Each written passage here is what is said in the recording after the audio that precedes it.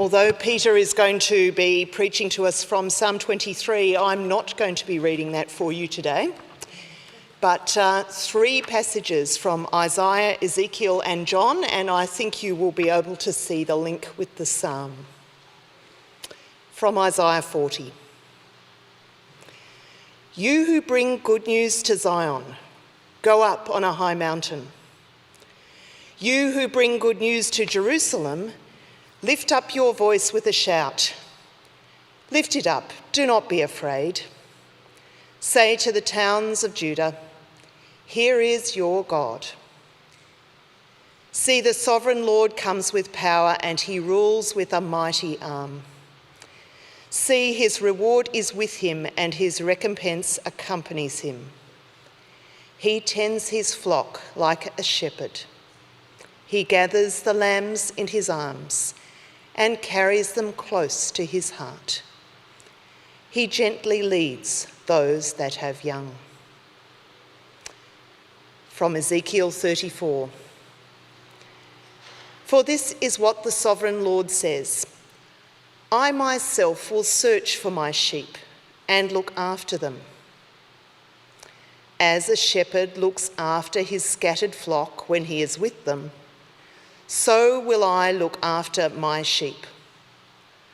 I will rescue them from all the places where they were scattered on a day of clouds and darkness.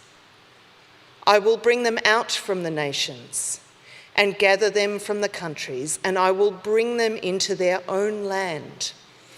I will pasture them on the mountains of Israel, in the ravines and in all the settlements in the land.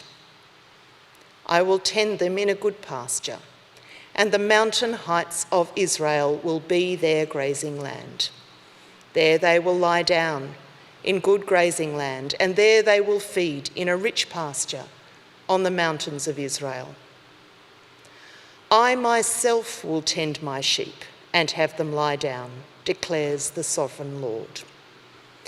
I will search for the lost and bring back the strays. I will bind up the injured and strengthen the weak, but the sleek and the strong I will destroy. I will shepherd the flock with justice. I will place over them one shepherd, my servant David, and he will tend them. He will tend them and be their shepherd. And now Jesus' words from the Gospel of John. Therefore Jesus said again, very truly I tell you, I am the gate for the sheep. All who have come before me are thieves and robbers, but the sheep have not listened to them. I am the gate. Whoever enters through me will be saved. They will come in and go out and find pasture. The thief comes only to steal and kill and destroy. I have come that they may have life and have it to the full. I am the good shepherd. The good shepherd lays down his life for the sheep. The hired hand is not the shepherd and does not own the sheep. So when he sees the wolf coming, he abandons the sheep and runs away. Then the wolf attacks the flock and scatters it. The man runs away because he is a hired hand and cares nothing for the sheep. I am the good shepherd. I know my sheep, and my sheep know me, just as the Father knows me, and I know the Father. And I lay down my life for the sheep. This is the word of the Lord. Thanks be to God.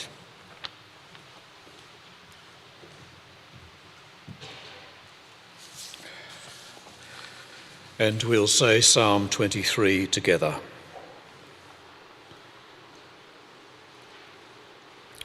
A Psalm of David.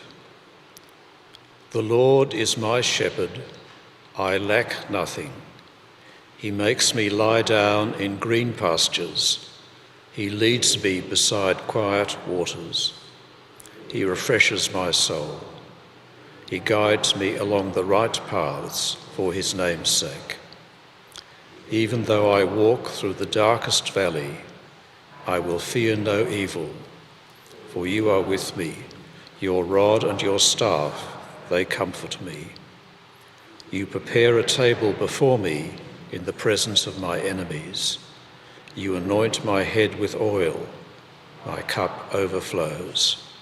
Surely your goodness and love will follow me all the days of my life, and I will dwell in the house of the Lord forever. I've been thinking and reading about the power of memory. Our own memories, our shared memories, the way we should focus on helpful and productive memories, the way our memories include good memories and bad memories.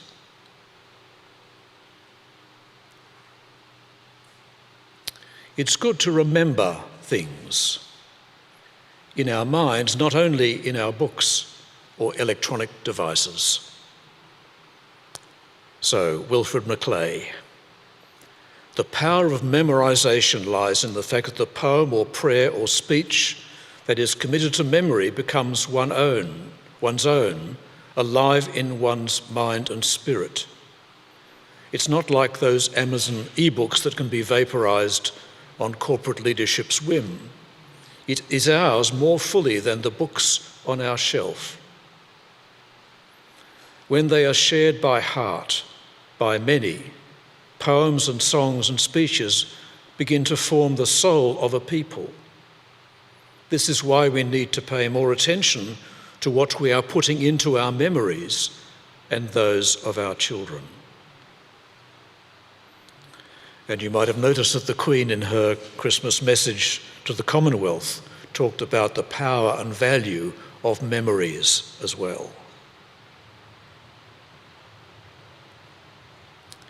Good memories shape us for good.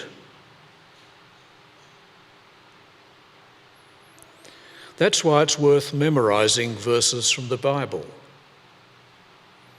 That's why it's worth teaching our children to memorize parts of the Bible. That's why it's worth taking notes in your own Bible reading. The notes themselves may not be immensely valuable, but writing something down puts the idea, the memory, the thought into your mind, into your memory. It's even worth writing notes during sermons, even when you're not the preacher. You'll throw them away in a week's time, that's okay, but it will help you put into your memory good things. Because in time to come, you'll need those good memories, won't you? During this year, you'll need those good memories, those true memories. And what better psalm to memorize than the familiar psalm, Psalm 23. Let's jump into it together so that we may receive it, embrace it, imbibe it, absorb it, and make it part of our lives. It is a psalm of David, and we'll see how important that is in just a moment. It's a psalm about God, and what I've done is to put into bold in my notes all the words which are about God. I'll read them out. The Lord is my shepherd. He makes me lie down in green pastures. He leads me beside quiet waters. He refreshes my soul. He guides me along the right paths for his name's sake. For you see, who God is even more important than who you are, who we are. Because what we think about God, who we think God is, who we respond to as God, is the most powerful shaping force in our lives, in our characters, and in our destinies. The Lord is my shepherd. Why shepherd? Well, in Bible times, The shepherd was on duty 7 days a week, 24 hours a day. If you had another job, if you were raising grapes or corn, or if you worked in wood or stone, you could take off the Sabbath and go to the synagogue or the temple. You could have a break at night, but not the shepherd. No, the shepherd's life was committed to caring for the sheep all during the day and all during the night as well, as we'll find out. So the shepherd was on duty 24 hours a day, 7 days a week. And that's why shepherds were looked down on in Bible times, because they couldn't go to the synagogue or to the temple on the Sabbath.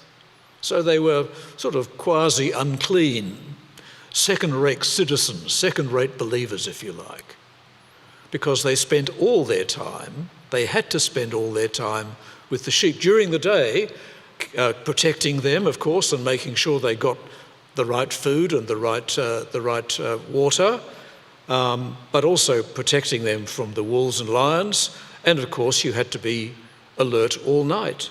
And the way they used to do it was to put the sheep in a kind of sheep pen, which was just a kind of a circle of rocks, stones put together. The gap was to allow the sheep in, and the shepherd would sleep in the gap at night. So if the wolf wanted to get a sheep, they had to wake the shepherd up and say, "Excuse me, would you mind if I took one of your sheep?" To which the shepherd would say, "Please go away," and knock it on the bonk with a piece of wood handy.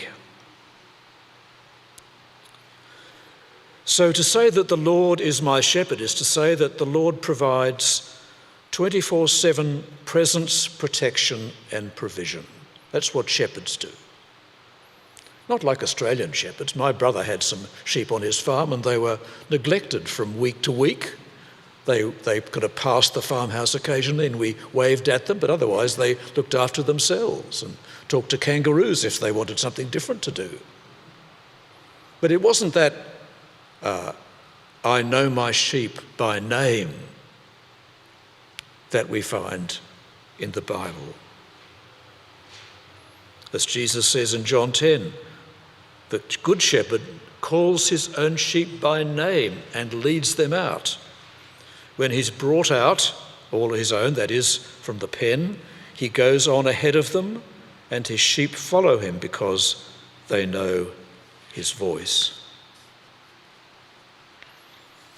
The Lord is my shepherd, therefore I lack nothing.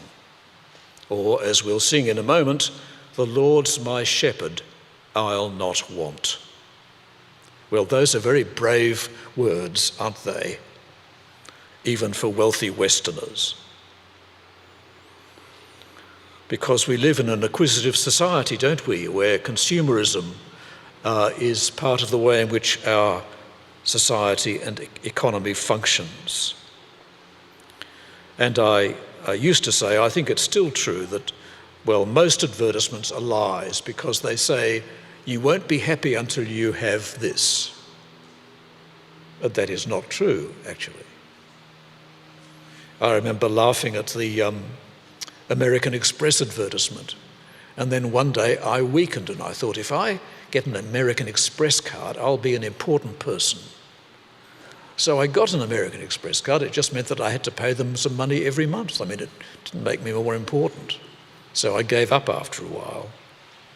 It didn't deliver what it promised. Car advertisements are the best, I think, because they give the impression that if you buy that car, you'll be driving along an outback road with nobody else around. Actually, if you buy the car, you'll spend most of your time staring at the cars around you and wishing that they'd go a bit faster. Indeed, there was a saying a few years ago, that's not a luxury, that's a necessity, in which all the things which were luxuries had now become necessities. But at the deepest level, if the Lord is my shepherd, I lack nothing. One of the medieval mystics had a wonderful saying, too greedy are those for whom God is not enough. Too greedy are those for whom God is not enough. So Paul writes, I know what it is to be in need, I know what it is to have plenty. I've learned the secret of being content in any and every situation, whether well-fed or hungry, whether living in plenty or in want. I can do all this through him who gives me strength, and my God will supply all your needs according to the riches of his glory in Christ Jesus. Notice how it follows so logically. The Lord is my shepherd. What comes next? I lack nothing. The Lord is my shepherd, so therefore I lack nothing. He makes me lie down in green pastures. He leads me beside quiet waters. He refreshes my soul. He guides me along the right paths for his name's sake. That's what the Good Shepherd does with his flock, with his sheep. And notice it is for his name's sake, his reputation as a good shepherd, his reputation as the Lord who is the shepherd of his people and of individuals who trust in him. The Lord, my shepherd, is present with me.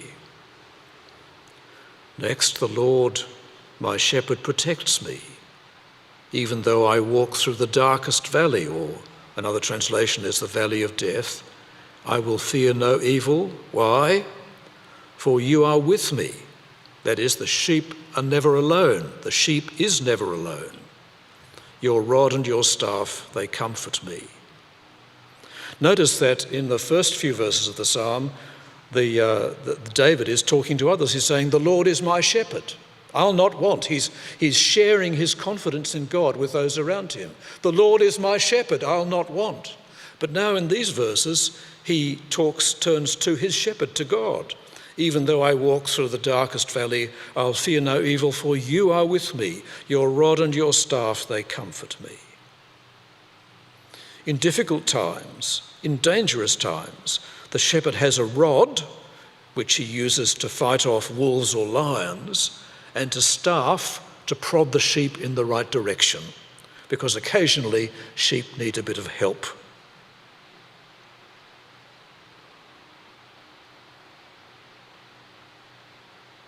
Somebody asked me recently what it was like to be a Christian for a long time. I said, it gets better and better, because you see long-term prayers answered, and you see God's patience with you and with others, and you see the way in which God has guided you. You may not, I haven't always felt it at the time, and it wasn't always what I wanted. Indeed, sometimes it was what I didn't want. But through dark times, God has actually guided me, guided his people. So, as Paul says in Romans, all things work together for good of those who love God and are called according to his purpose. And as the Baptist preacher Charles Spurgeon said, if all things work together for good, then nothing works for ill. What a vision of a rich life. He makes me lie down in green pastures. He leads me beside quiet waters. He refreshes my soul. He guides me along the right paths for his name's sake.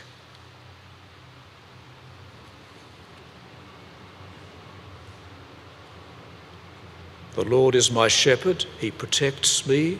He is present with me, and he provides for me.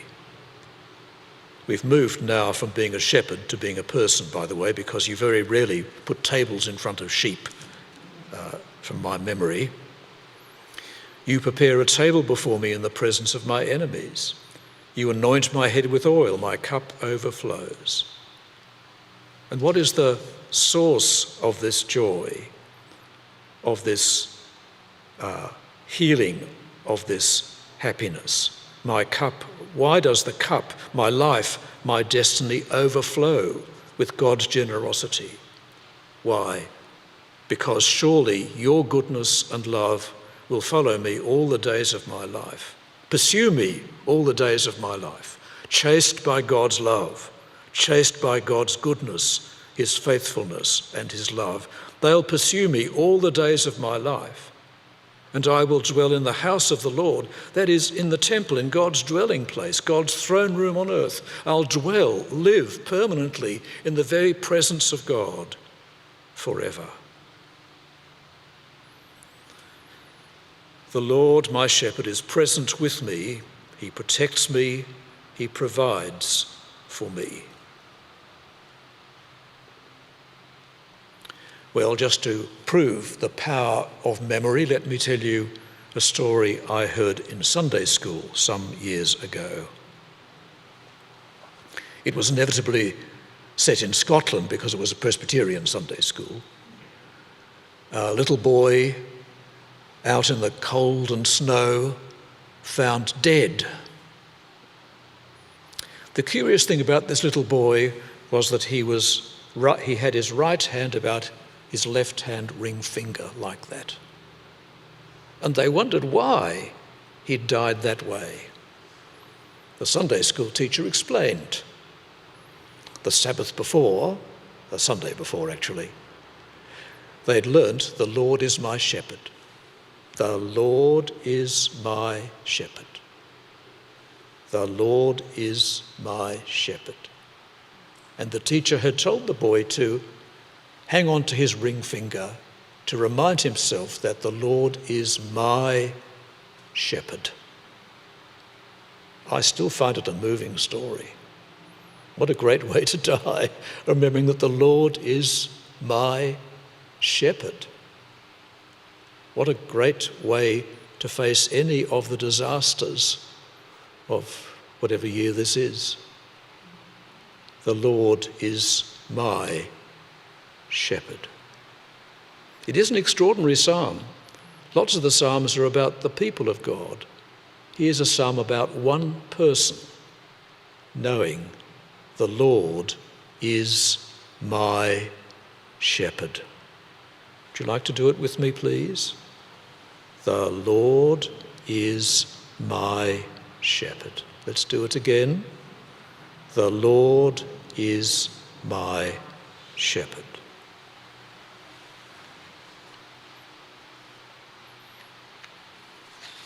Well, so often with memories, it's good to go back and look at them more closely. And I want to now look at this psalm in terms of the big Bible story. First of all, in the context of the whole Bible, let's see how the psalm fits in.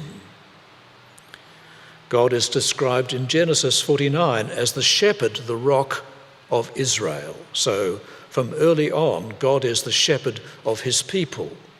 So the extraordinary thing about this psalm is it's about God being the shepherd of one person. Do you see that? But even back in the Psalms, you find David described as the shepherd of God's people. So David, the king of God's people, was described as the shepherd of God's people. That is, the way in which God organised his shepherdly care was also to provide a human shepherd. God was the shepherd of his people, but he also provided King David and his successors as shepherds of his people to administer, if you like, God's shepherdly care. That's what they were meant to do. Some of them were predators, I'm sorry to say. Some of them were wolves rather than shepherds. But they were meant to imitate, they're meant to reflect who God was. People were meant to look at the king and see the shepherdly care of his people and see, oh, that reminds me of God, that he is our true shepherd. And so in both Isaiah and Ezekiel, when God's talking about, the revelation is about the return of God's people from exile in Babylon, we find, as we heard in Isaiah chapter 40, this great God, this mighty God comes to rescue his people. And what's the rescue like? What's it like to be rescued by God? He tends his flock like a shepherd. He gathers the lambs in his arms. He carries them close to his heart. He gently leads those that have young. So, the sweetest, kindest, compassionate shepherd is the one who brings his people back from exile. Please don't ever believe it when people say that the God of the Old Testament is a harsh God. He's a tough God, but he's a soft God as well. He tends his flock like a shepherd. He gathers the lambs in his arms, carries them close to his heart. He gently leads those that have young. I spent a couple of nights on my brother's farm carrying newborn lambs who lost their mother ewe. And nothing is more distressed than a mother ewe who's lost a lamb, and nothing is more distressed than a lamb is looking for its mother. And so we wandered around the field with lots and lots of ewes and little lambs, trying to connect the right lamb with the right mother. The mother would sniff it and either turn away or, there was a great welcome. The lambs weren't always grateful for this experience, I might say, and this care, and they used to evacuate out of sheer fear. So it wasn't a tremendously pleasant experience, but it was for lambs and ewes reunited again. Or again from Ezekiel. This is what the sovereign Lord says, Ezekiel 34, I myself will search for my sheep as a shepherd looks after his scattered flock when he is with them. So I'll look after my sheep, I'll rescue them, I'll bring them out from the nations, I'll bring them into their own land, I'll pasture them, I'll tend them with good pasture, they'll lie down in good grazing land, they'll feed in a rich pasture through the mountains of Israel. I myself will tend my sheep and have them lie down, declares the sovereign Lord. I will search for the lost and bring back the sheep. Even in the Old Testament, the story is not that the sheep have to get together and see if they can find the shepherd. Even in the Old Testament, the story is that the shepherd goes out to gather his flock. It's not that we have to get together and see if we can find God. It is that God gathers us to himself. God is the great shepherd who gathers his sheep to himself, even though they're lost, even though they are in darkness and in danger. God rescues them and gathers them. And then also in Ezekiel 34, I'll place over them one shepherd, David. So here is the restatement of the promise that David will be the shepherd of his people. Now, of course, a promise that David's greater son, the Lord Jesus Christ, will be the shepherd for his people. So then, as we heard in John's Gospel, I am the gate for the sheep. We love thinking about Jesus the Good Shepherd. Not many people write songs about Jesus is my gate. Do you see why it is? You've got a sheep pen to provide protection for the sheep at night. What is the gate? Well, the answer is the shepherd is the gate. The shepherd lies in the gate to keep the wolves and the lions out and to keep the sheep in. And then when the shepherd wakes up in the morning, he calls the sheep out of the pen, out to the pasture. I am the gate for the sheep. I am the protector of the sheep. I am the good shepherd who lays down his life for the sheep.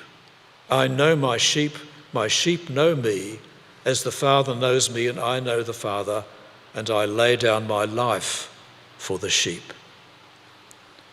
And as Jesus goes on to say in John 10, and I have actually other sheep, Gentiles that is, to bring in to the fold, so there'll be one flock.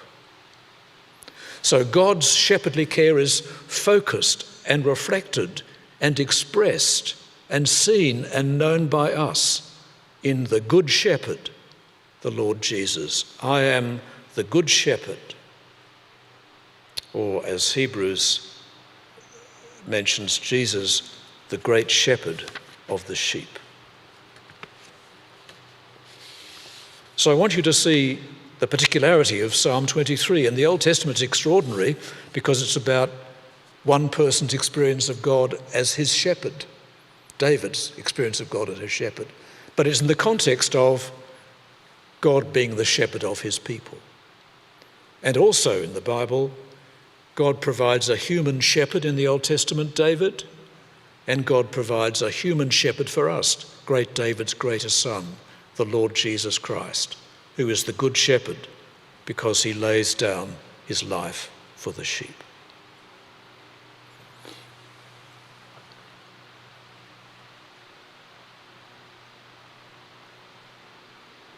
So it's worth seeing Psalm 23 in the light of the whole Bible, the big Bible story. It's also good to look at Psalm 23 in the light of the whole Bible because Psalm 23 isn't the whole story. I often say to people, if you're reading John's Gospel with somebody who's a new Christian and you get to John chapter 5, you'll find that when Jesus heals the paralysed man, he says, "Go and sin no more, that nothing worse befall you." And the danger is you'll then say, well, this means that anybody's sick, it's because of their sin. Well, when you get to John chapter 9, the man born blind, the disciples ask Jesus, "Who sinned, this man or his parents?" The answer is neither.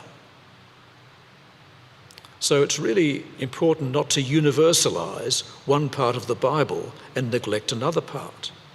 And the particular example I want to show you is the two Psalms together, Psalm 23 and Psalm 22.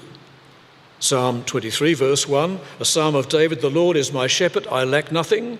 Psalm 22 verse 1, a psalm of David, my God, why have you forsaken me?" Both are in the Bible. Both are true. Both experiences are true. And some days feel like Psalm 23, don't they? And other days feel like Psalm 22. When things are going well, Psalm 23 springs to our lips. When things are going badly, we perhaps have to remember Psalm 22. Or even in this church, I think, there are Psalm 23 kinds of people and Psalm 22 kinds of people. And you can just look at us and you'll know which we are. I'm naturally a Psalm 22 kind of person. But I've read a number of comments recently about the fact that Christian songs tend to be too positive and not reflect the reality of everybody's lives, nor the wide range of experiences in the Psalms. Why do we sing happy Christian songs? Because we like happy endings. We like to feel good, and so we like church to feel good as well. But of course, this happiness is a kind of delusion because it has no regard for those for whom life is not always a feel-good experience. So we're going to sing Psalm 23 in a moment. If you're not feeling very Psalm 23-ish, join in to support those who are. But before we sing Psalm 23, we're going to sing a new song which I wrote this week. Andrew, would you mind helping with a... Thank you, it's terrific. Thank you, that's a lovely note. I'll show you when the words come up. It goes like this. I'll keep singing and you can join in. God, in all my days, have compassion on me. When I am full of doubt, Father, have pity on me. You can join in if you'd like to. When I am in despair, Father, have pity on me. When I am in danger, Father, have pity on me.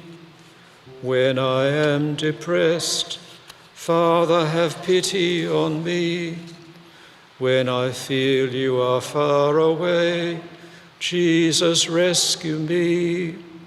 When I am sick in body or mind, Jesus, rescue me. When I am full of anxiety, Jesus, rescue me. When I feel all alone, Jesus, rescue me. When I have wandered far from you, Spirit, comfort me. When I am conflicted and confused, Spirit, comfort me.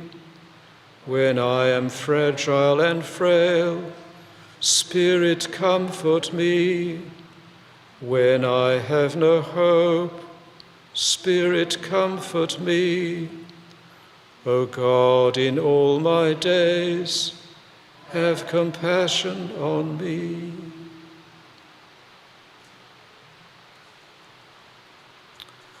We'll stand and say Psalm 23 together and then sing the version of the 23rd Psalm, "The Lord is my shepherd, I'll not want." Together, the Psalm of David. The Lord is my shepherd, I lack nothing. He makes me lie down in green pastures. He leads me beside quiet waters. He refreshes my soul. He guides me along the right paths for his name's sake. Even though I walk through the darkest valley, I will fear no evil, for you are with me. Your rod and thy staff, they comfort me. You prepare a table before me in the presence of my enemies. You anoint my head with oil, my cup overflows. Surely your goodness and love will follow me all the days of my life, and I will dwell in the house of the Lord forever.